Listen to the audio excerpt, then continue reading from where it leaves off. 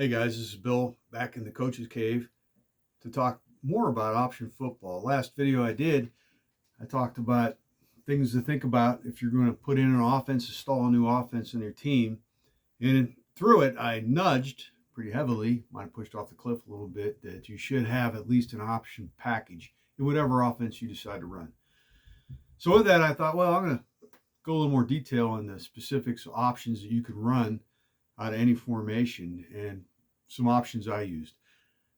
In it, I talked about running an option at the JV level and the junior high level, and but I did have it in at the varsity level. But it was an odd year. We were really short numbers, or quarantines and stuff, and I had to take it out regretfully. I had it in the first two scrimmage and first game, but then took it out because had a gut feeling, and we had some limitations in practice and things like that, and it became too expensive. But it was an odd year. In a normal year, you can run this the way we have it, because I'm going to talk about how simply run it. So just so we're all on the same page, today veer and belly are interchangeable, but really there's two different offenses that start at two different places and overlapped over time and were adapted by other offenses.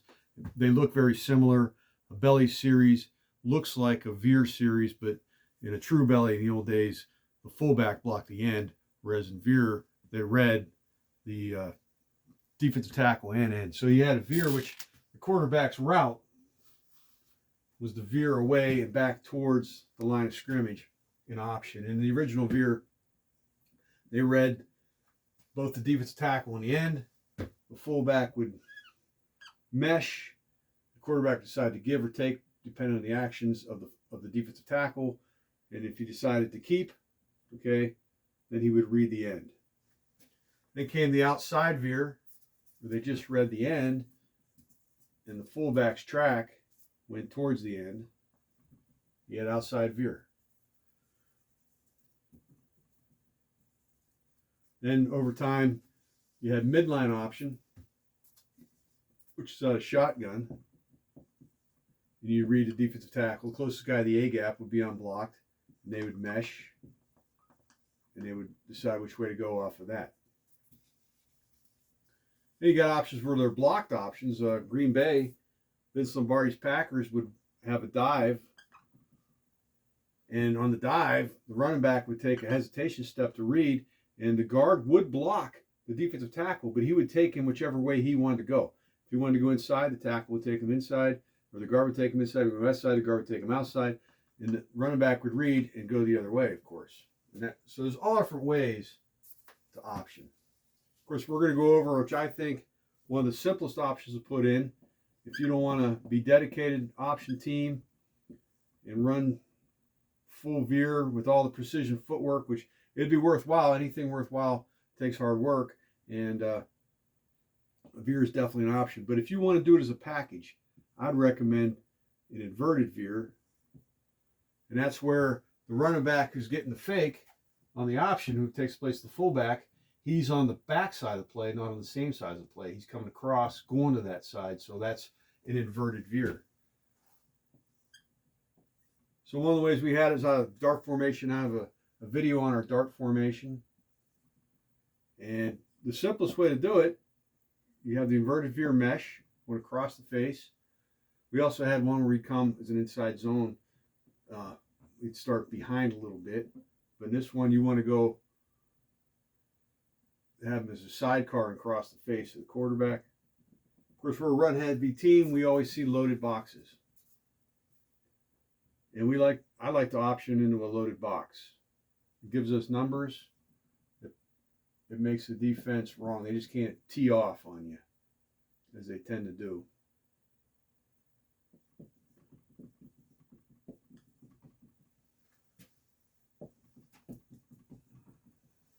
So we read the last guy line of scrimmage. We're meshing. We get a double team on the 3 technique, climb the backer. Double team with a scoop block, climb the backer, seal off the back side.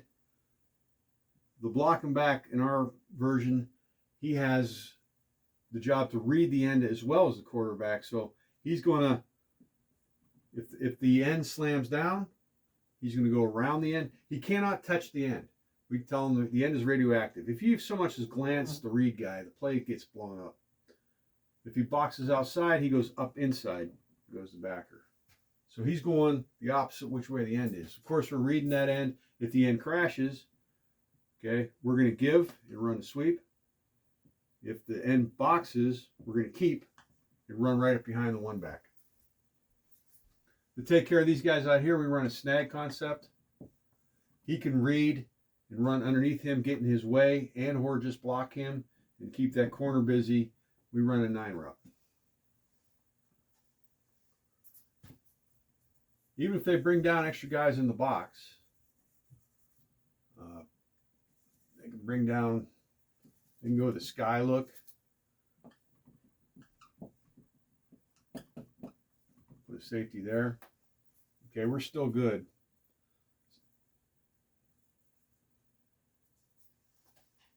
We can get down on him. Okay.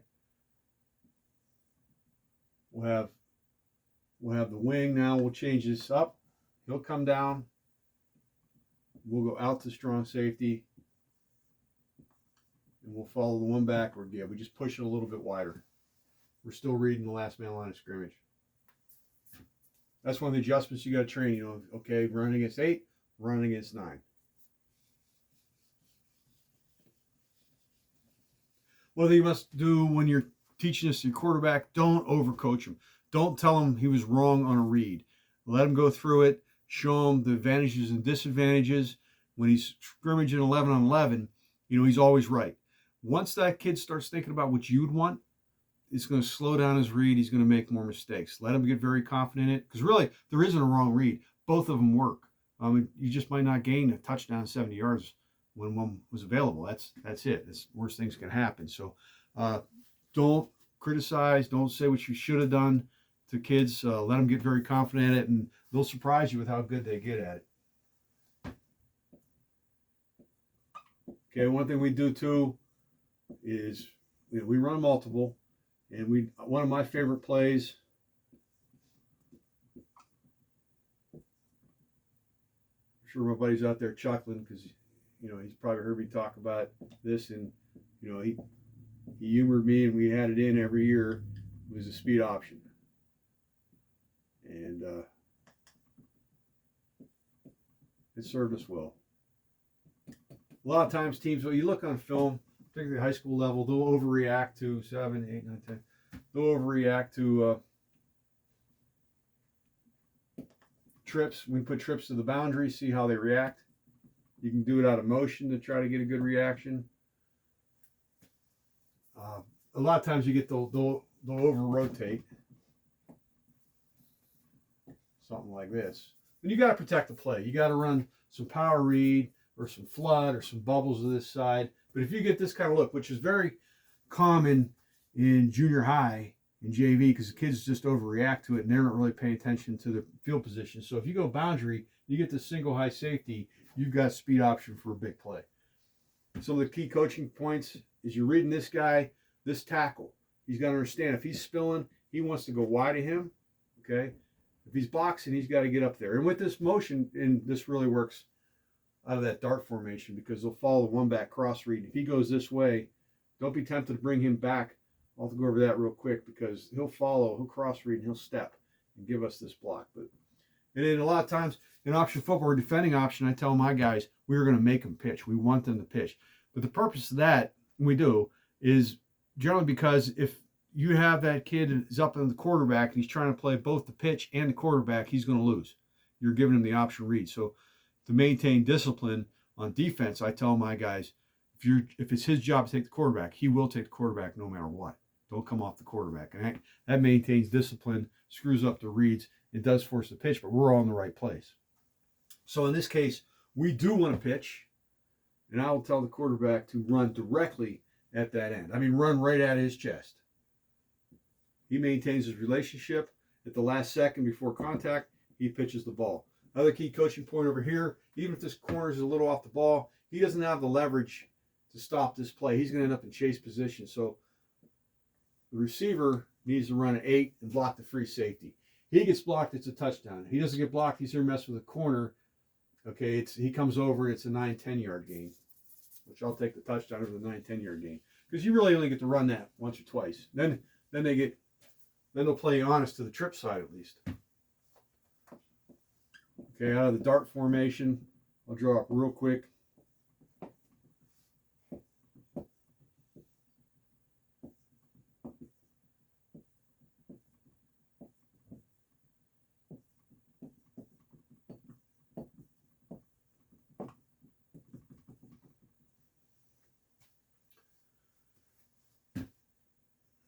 Once again, you're reading, same thing over here, same thing.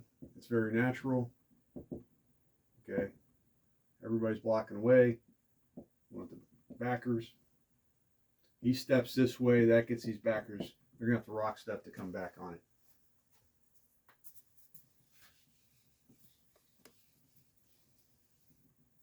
Of course, you can pass, you can RPO out of this with that snag route. You know, anything that's within your imagination. We'd hit a slant out of that. We try to run under the free safety's face. A lot of time we ran out of a single wing. So I'll show you our single wing version.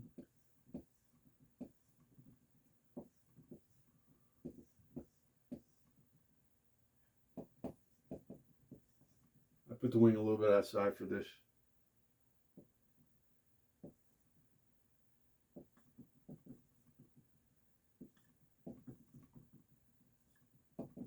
Of course, you run a single wing, you're going to see loaded boxes.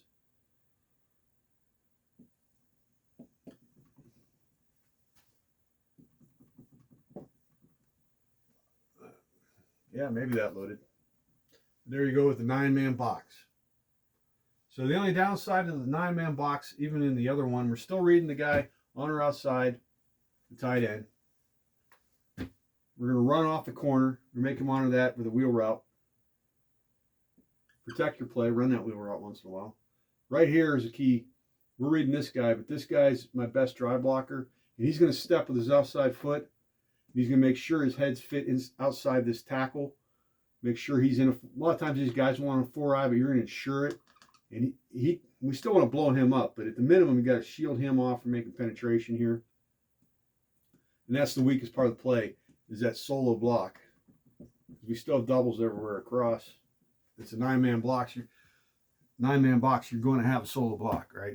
Unfortunately, it's the point of attack. I mean, you could risk it and do something with the tight end if you have to, if he's really a stud, and then deal with this backer by sealing him off with the one back.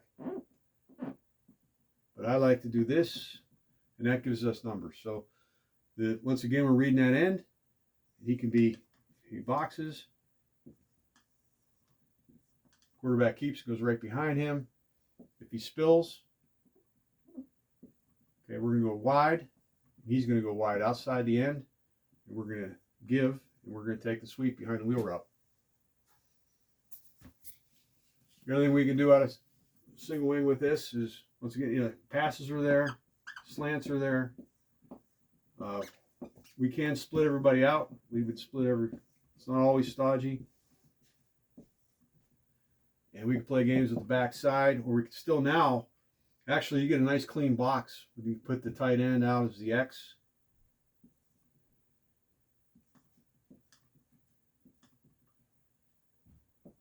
Give you a different look every time.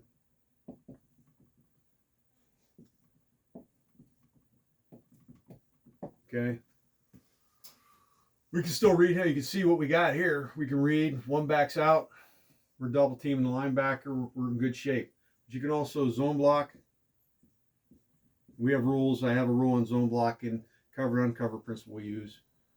We'll still take the one back out to go to the strong safety. And we can read. We can either give or come back, which is a solid play. We run a slant, we'd mesh, block, come back, step, and we'd run the X across, trying to get across the face of the free safety and hit the ball right about here on a slant. The other thing you can do out of this, which would be pretty deadly, you can run option again, back to this side, We're coming with the one back. We're giving. Okay. He's coming. You can have this guy come back if you want, but I like to have him going away. We're handing the ball off. So I get my route there. Coming like reverse. Now remember, in single wing, this guy is eligible. And we have an option to throw or keep. I know the corner's unblocked. This end's usually chasing. Okay, it's just like zone read, right? You gotta pinch an end. That's when you come back to this play. If he's boxing, I wouldn't do it. Or if he's boxing, you can have a tag to send that one back to take care of him. You lose the cross read from the linebackers, but it still can be successful. But they talk about this kid. Well, in spread, the whole concept of spread. Every time I talk to a spread guy, they're like, "Why would I not take advantage of being able to get athletes in space and defenders in a mismatch trying to defend extra grass?" And that's valid. That is valid. But it also applies to single wing. So in the single wing, why are we worried about this corner being unblocked? He's one-on-one with one of our best athletes in space and reacting to it. So it's just as valid for single wing as it is for spread. And usually this isn't your best tackler, okay? He's going to be isolated. I'll take my chances. And if he is a good tackler, you have the throw option. Okay, so you need some kids to do that, but it's there.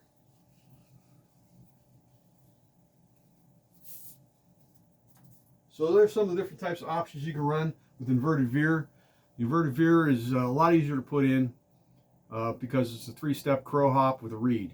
And just getting buckets of three and drill it and have defensive ends give them different looks, backside, front side, tags, make them be able to see which guy we're reading, and then reaction off of, the tight end. Is he going to linebacker? Is he doubling down on the defensive tackle?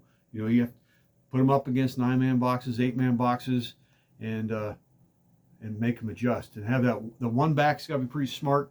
And if you have a throw too with that one back, if you have a guy that can block and catch, you're very deadly. I'm gonna go back to single wing, but this also works out of the dart formation because you could send him arcing like that. Usually they don't even realize the Mike has number 3, right? In most pattern match corners, man, and they're looking. Usually the Mike's looking at this guy.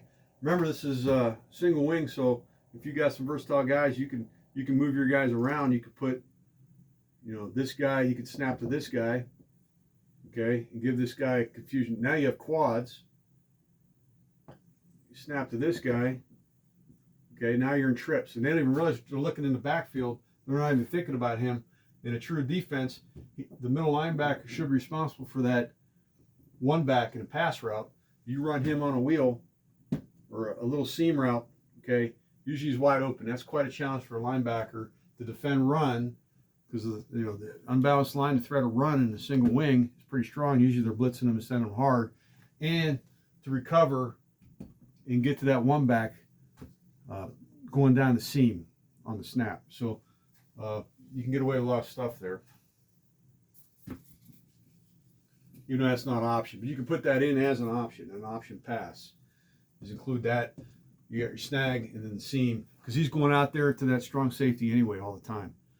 So there's some things you can do playing with defenses with option without having to spend the entire preseason with a quarterback doing the precision footwork required for veer. You could throw in. You still got to do it early. You still got to rep it. You still got to have it in 2 days. Do not throw it in on Tuesday before a game on Friday night in week 3.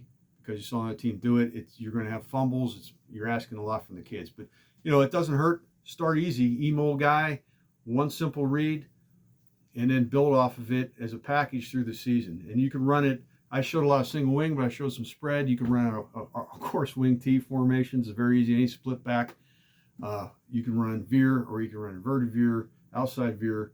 Any kind of package you want, just read in the last man line of scrimmage. Of course, with RPOs and pop plays now, you can read anybody in the defense, and all depends on the skill of your players and your creativity. So, hope that helps you.